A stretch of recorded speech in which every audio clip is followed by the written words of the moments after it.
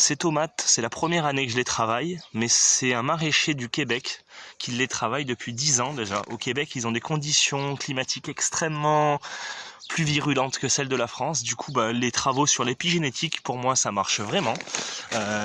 Les tomates sont là, elles ont été plantées dans 20 cm de fumier frais. On a bâché, on a planté les tomates. On m'avait dit que ça ferait un surplus d'azote et qu'elles n'allaient pas pousser. Donc certes, les feuilles sont recourbées parce qu'il y a trop d'azote, mais clairement ça se comporte très bien en sol vivant. Il n'y a pas eu de labour, il n'y a rien, j'ai mis du fumier sur le sol, j'ai bâché, j'ai planté les tomates, terminé. Clairement, je suis ravi du résultat, les tomates arrivent, on en a mangé déjà la semaine dernière pour les premières, les plus précoces.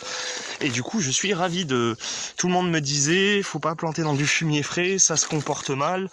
Clairement, des fois, faut pas écouter ce que les gens disent, faut expérimenter soi-même.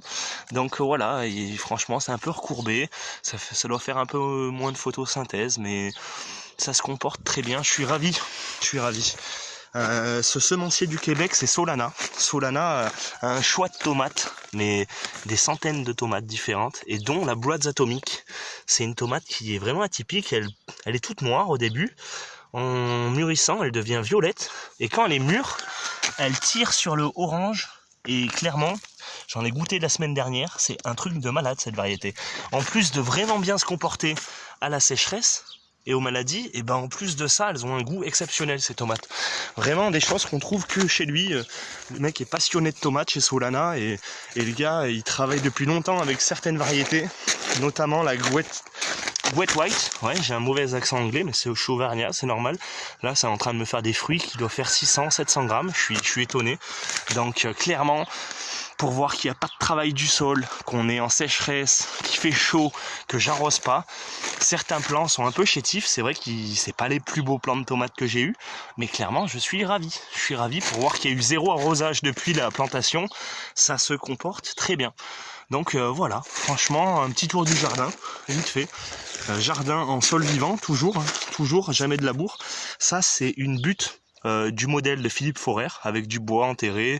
Ça fait la 3e année qu'elle est en place, et c'est vraiment cette année que là, au bout de la 3e année que la butte, elle doit être à l'intérieur vraiment en décomposition, il n'y a pas trop de surplus d'azote. Les courges et les haricots se plaisent bien, un petit plant de tabac, il se plaît très bien aussi sur la butte. Je suis content, j'ai pas la variété dans la tête de la courge, mais elle se plaît très bien sur la butte de... Là je vais mettre un petit filet, et puis on va la faire grimper, on va les palisser. Après, petit tour des pommes de terre. Les pommes de terre aussi, elles ont aucun travail du sol. On les a posées, on y a mis de la paille, on y a mis un peu de tonte, et clairement ça se comporte bien. Par contre voilà, il y a un peu de maladie, on est envahi par les doryphores, donc plusieurs fois par jour, ramassage de doryphores.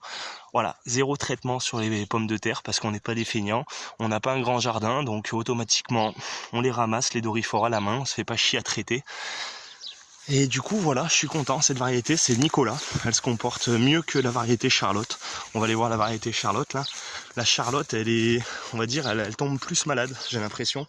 Il y a beaucoup de maladies sur les feuilles, il y a beaucoup, voilà. Donc l'année prochaine on va rester sur la Nicolas. Ou peut-être que je chercherai des tomates, des pommes de terre un petit peu plus rares aussi, je ne sais pas encore. Donc voilà, donc clairement c'est encore une année, il y a des échecs, il y a des réussites. Cette variété c'est un peu un échec, on va dire, elle souffre de la sécheresse. Je suis un petit peu obligé de les arroser, j'ai dû les arroser 2-3 fois. Mais clairement, voilà, on aura quelques pommes de terre. Là c'est des variétés aussi de chez Pascal Pot, elles sont extrêmement résistantes à la sécheresse, pas de tuteur, rien du tout, juste même pas d'eau, rien, c'est clairement, je sais même pas comment ça fait pour pousser, la terre c'est du caillou, il y a rien, c'est impressionnant comment ça arrive à pousser dans une terre sèche les variétés de Pascal Pot. Franchement, l'épigénétique, c'est vraiment un truc de malade, hein. Ça révolutionne le jardin. Et clairement, moi, je ne travaille jamais avec des F1. Tout ce qu'il y a ici, à part les pommes de terre, c'est tout des semences anciennes. Et des vraies semences anciennes, pas celles de chez Monsanto. C'est, pour moi, les variétés F1, c'est un petit peu comme les filles d'Instagram. C'est très superficiel. C'est très beau à l'extérieur, ça n'a aucun défaut, les tomates F1. Mais par contre, il n'y a aucune valeur nutritionnelle. Un petit peu comme les modèles d'Instagram, tu vois, c'est très joli à regarder, mais quand tu leur parles, c'est vide à l'intérieur. Pareil, voilà. Donc clairement, on travaille qu'avec des variétés anciennes. Et cette année, le jardin se comporte bien. Donc on n'a pas le plus beau des jardins, parce qu'on a eu des problèmes, et du coup, j'ai pas eu le temps de faire un grand jardin. Et du coup, voilà, tout se comporte bien à la sécheresse. L'épigénétique d'année en année, c'est impressionnant. Clairement, c'est impressionnant. Les tomates sont pas arrosées, ça pousse. Pareil, il a du fumier. On m'a dit que ça pousserait pas. Bah, certes, c'est pas les plus beaux plans que j'ai fait, mais ça pousse, ça fait de la tomate.